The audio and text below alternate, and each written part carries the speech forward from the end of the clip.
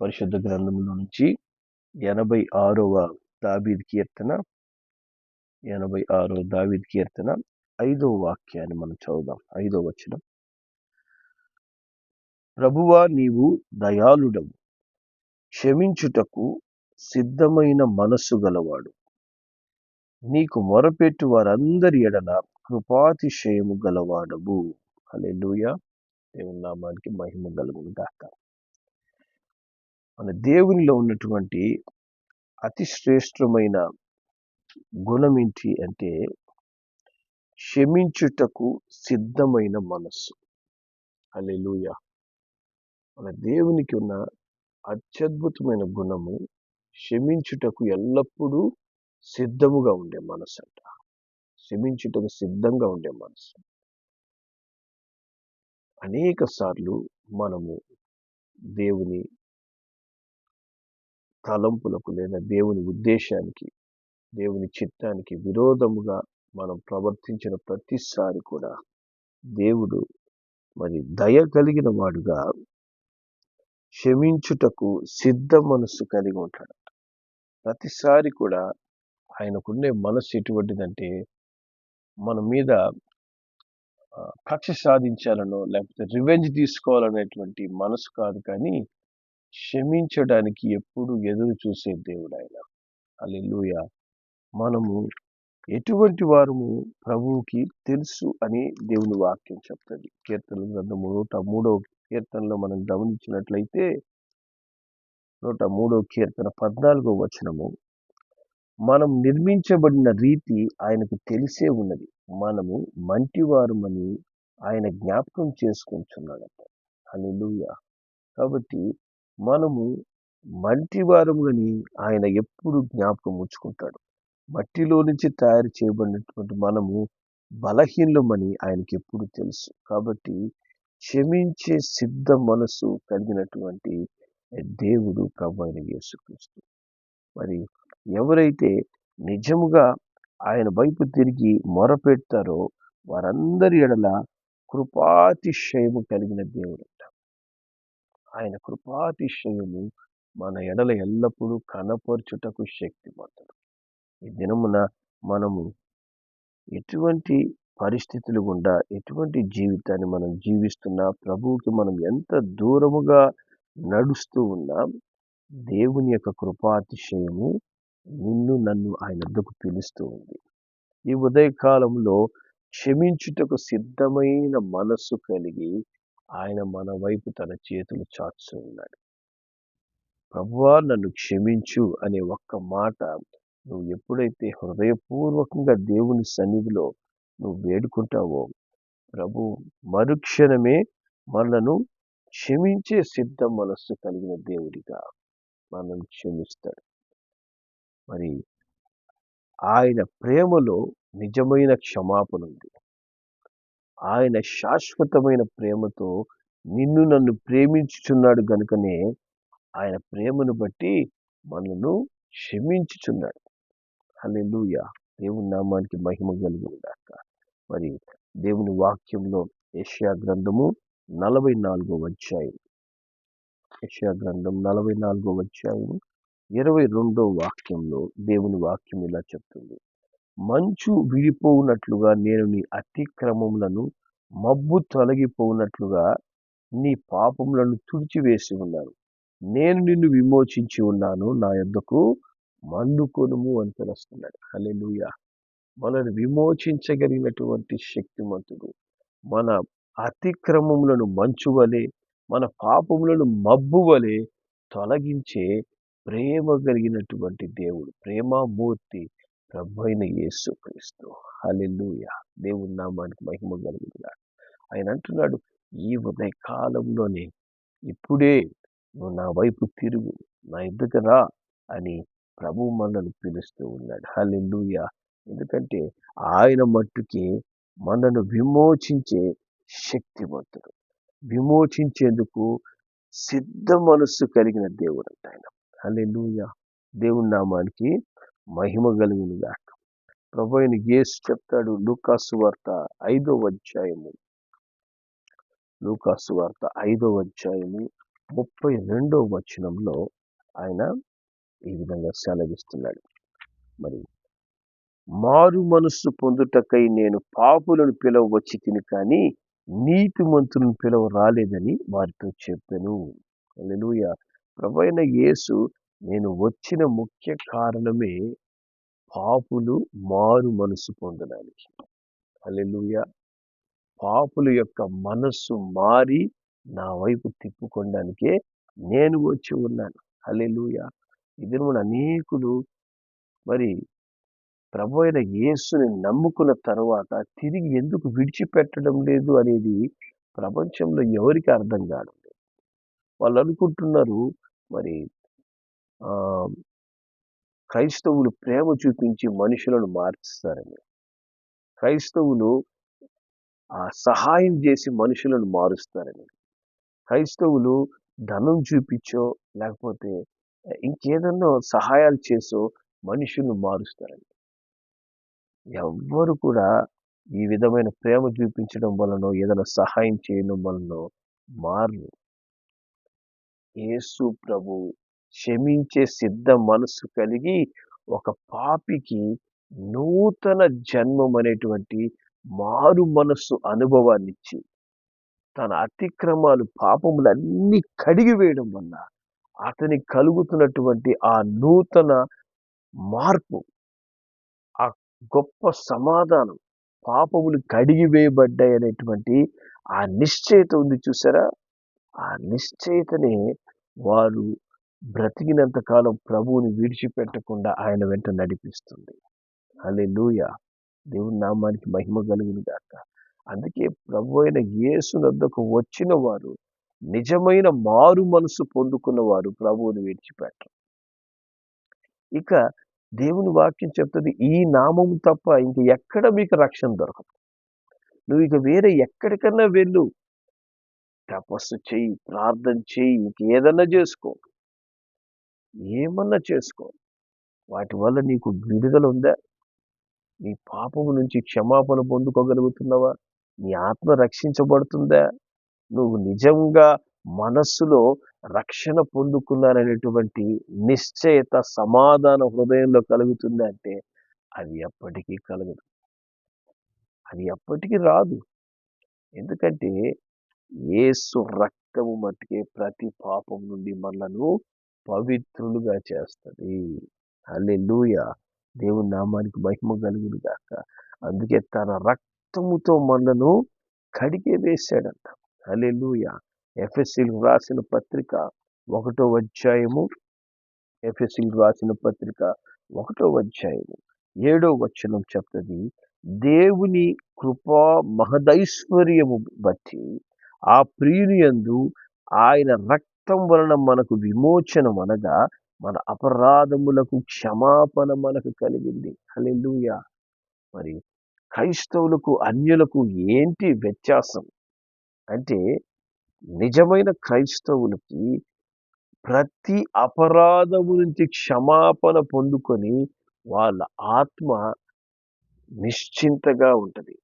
వారు నిశ్చయముగా నేను యేసు రక్తంతో కడగబడి పరిశుద్ధపరచబడ్డాననే ధైర్యము, నిరీక్షణ వారిలో ఉంటుంది కనుక వారికి ఎప్పటికీ కూడా ప్రభువుని విడిచిపెట్టరు.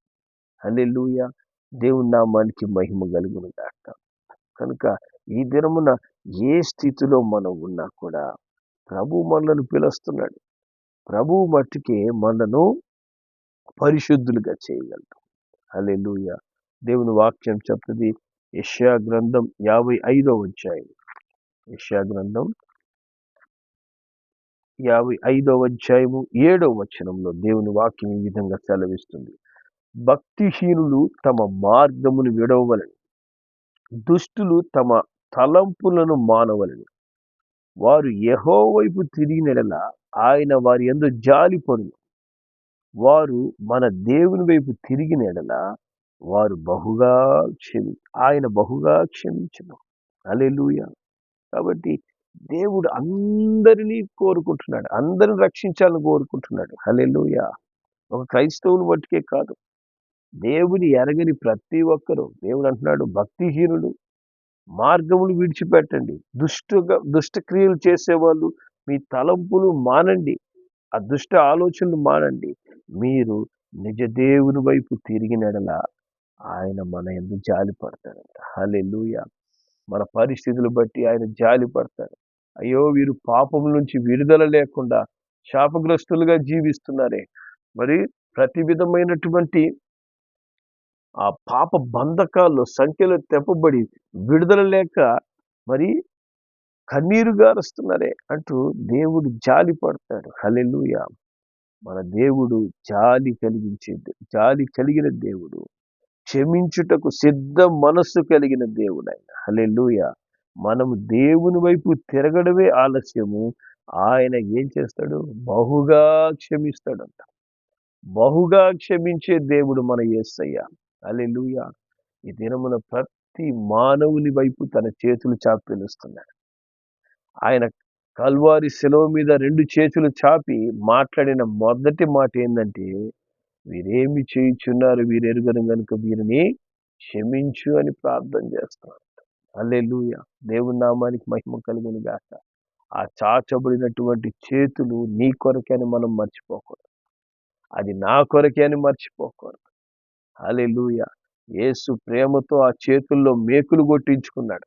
మన పాప దోషములను శిలువ మీద ఆయన భరిస్తూ అంత వేదన పడుతూ కూడా ఆయన నేను క్షమించేందుకు సిద్ధ మనస్సు కలిగిన దేవుడను కనుక నేను వీరిని శిక్షించకూడదు. నన్ను హింసించే వారిని, నన్ను దూషించే వారిని, నన్ను గాయపరిచే వారిని నేను హింసించకూడదు లేదా వారికి శిక్షనివ్వకూడదు, కానీ వారిని క్షమించాలంటూ యేసు ప్రభు శిలువ మీద మొదటి మాట ద్వారా క్షమించుము అంటూ ప్రార్థన చేస్తున్నాడు. హల్లెలూయా! దేవుని నామానికి మహిమ కలుగును గాక. మరి ప్రభు అయిన యేసునందు ఉన్నటువంటి ఆ గొప్ప క్షమాపణను నువ్వు ఈ దినమున అనుభవిస్తూ ఉన్నావా? ఆ క్షమాపణ నువ్వు పొందుకున్నావనే నిశ్చయిత నీ హృదయంలో ఉందా? నీ పాపములను మంచు వలె ఆయన కడిగి వేశాడా? నీ హృదయములో పరిశుద్ధత చేరుందా? నీ హృదయంలో ఇంకా నిశ్చయత లేకుండా అపవిత్రమైన ఆలోచనలు, అపవిత్రమైన క్రియలతో నింపబడి ఉన్నావా? నిజమైన మారు మనసు ఇంకా నీకు రాలేదా? దేవుడు ఈరోజు నీ వైపు చూసి చేతులు చాపుతున్నాడు. నా వైపు మల్లుకో, నా యుద్ధకు రా, నేను క్షమించుటకు సిద్ధ మనసు కలిగిన దేవుడిగా నీ యందు జాలి పడుతున్నాను. హల్లెలూయా! దేవుడంట పాపం చేసే వాళ్ళని చూసినప్పుడు కోపం కాదు ఆయనకు వచ్చేది. ఆయనకు జాలి కలుగుతుందంట. మనకు విరోధంగా ఎవరైనా తప్పు చేస్తే మనకేమొస్తది? విపరీతమైన కోపం వస్తది. కానీ పాపం చేసే వ్యక్తులను చూసినప్పుడు దేవునికి ఏం కలుగుతుందో తెలిసినా? జాలి పడతాడంట. ఎందుకంటే అయ్యో! వీడు చేసిన పాపానికి వీడు నిశ్చయంగా నరకానికి పోబోతున్నాడు. శాశ్వతమైనటువంటి క్షమాపణ పొందలేని ఆ స్థలానికి పోయాడు అంటే ఈ ఆత్మ నశించిపోతది అని ఆ ఆత్మ వైపు చూసి ఆయన జాలి పడతాడంట. జాలిపడి ఇదో ఇప్పటికైనా ఈ రోజైనా మారు మనసు పొందు, నా వైపు తిరుగు అంటూ దేవుడు భక్తిహీనులను, దుష్టులను పిలుస్తున్నాడు. హల్లెలూయా! దేవుని నామానికి మహిమ కలుగును గాక. ఎందుకంటే ఆయన యొద్ద మట్టుకే క్షమించే సిద్ధ మనస్సు ఉంది. హల్లెలూయా! మనల్ని క్షమించేందుకు ఎప్పుడు సిద్ధంగా ఉంటాడంట, రెడీగా ఉంటాడంట. ఆయన ఎందుకోసము ఎదురు చూస్తుంటాడంటే నా బిడ్డ నా వైపు తిరిగి క్షమాపణ కోరుకోవాలి. పాపములో జీవించడం ముఖ్యం కాదు. పాపమును విడిచిపెట్టి దేవుని యొద్దకొచ్చి క్షమాపణ కోరుకున్నప్పుడు దేవుడు ఏం చేస్తాడంట? మనల్ని క్షమిస్తాడు. ఆయన కృపాతిశయము కలిగినటువంటి దేవుడై ఉన్నాడు. హల్లెలూయా! దేవుని నామానికి మహిమ కలుగును గాక. మరి లూకా సువార్త 18వ అధ్యాయము 13వ వచనంలో మరి ఆ యొక్క సుంకరి దూరముగా నిలబడి 18వ అధ్యాయం 13వ వచనంలో ఆయన ఆకాశం వైపు కన్నులెత్తుటకైనా ధైర్యం చాలక రొమ్ము కొట్టుకొనుచు దేవా పాపినైన నన్ను కరుణించు అని పలికాడంట. హల్లెలూయా! ఎస్, ఇటువంటి పశ్చాత్తాపం మనకు కావాలి. దేవుడు నేను నీతిమంతుణ్ణి అనుకుంటూ గర్వపడే వారి యొద్దకు దేవుడు రాడు. దేవుడు అటువంటి వారిని కోరుకోడు. దేవుని సన్నిధిలో నిజముగా కన్నీరు కారుస్తూ, అయ్యా నీ వద్దకు వచ్చేందుకు కూడా నాకు పరిశుద్ధత లేదయ్యా, నీ వైపు తలెత్తి చూడడానికి కూడా నాకు ధైర్యము చాలదయ్యా అని రొమ్ము కొట్టుకొనుచు, దేవా నన్ను క్షమించు, దేవా నన్ను క్షమించు అని హృదయపూర్వకంగా ప్రభువు సన్నిధిలో కన్నీరు కార్చి ఆ పాపి కొరకు యేసయ్య ఎదురు చూస్తున్నాడు. హల్లెలూయా. నీ పాపము నుంచి నీకు విడుదల ఇవ్వడానికి యేసయ్య ఎదురు చూస్తున్నాడు. మనల్ని పరిశుద్ధపరిచి తన రక్తముతో కడిగి ఆయన పరిశుద్ధులుగా నీతిమంతులుగా మార్చడానికి ఎదురు చూస్తున్నాడు. హల్లెలూయా. కాబట్టి ఈ సుంకరి అనేటువంటి ఈ యొక్క మోసపూరితమైన జీవితాన్ని, పాప జీవితాన్ని జీవించినటువంటి వ్యక్తి యొక్క నిజమైన పశ్చాత్తాపము అతనిని నీతిమంతునిగా మార్చి ఆయన సంతోషంగా ఇంటికి వెళ్ళాడంట. హల్లెలూయా. ఈ దినం నువ్వు నీతిమంతునిగా మార్చబడ్డావా, లేక నటిస్తున్నావా? నీతిమంతుని అయ్యాననుకోని నీతిమంతునిగా అయ్యే అనుభవం మనలో కలిగి ఉందా? నీతిమంతులుగా మనం మార్చబడ్డామా? యేసు క్షమించుటకు సిద్ధ మనసు కలిగి ఈరోజు నీ వైపు నా వైపు చూస్తున్నాడు. హల్లెలూయా. నిజముగా మొరపెట్టు వారి అందరి ఎడల ఆయన కృపాతిశయం కలిగిన దేవుడు. హల్లెలూయా. ఆయన మనల్ని పరిశుద్ధపరచాలని ఎప్పుడు ఎదురు చూస్తాడంట. హల్లెలూయా. ఆయన సొత్తుగా చేసుకోవాలని ఆయన ఎప్పుడు ఎదురు చూస్తాడంట. హల్లెలూయా. ఈ ఉదయ కాలము దేవుడు మనల్ని పిలుస్తున్నాడు. ఆయన సన్నిధిలో మోకరిల్లుదాం, ఆయన సన్నిధిలో మొరపెడదాం. ప్రభువా నన్ను పరిశుద్ధపరిచయ్యా, ఇదిగో తండ్రి నేను విడిచిపెట్టలేని ఈ పాపములను నాలో నుంచి తొలగించండి. ఇదిగో తండ్రి బయటికి చెప్పుకోలేనటువంటి ప్రతి రహస్య పాపము నుంచి నాకు విడుదలివ్వండి అయ్యా.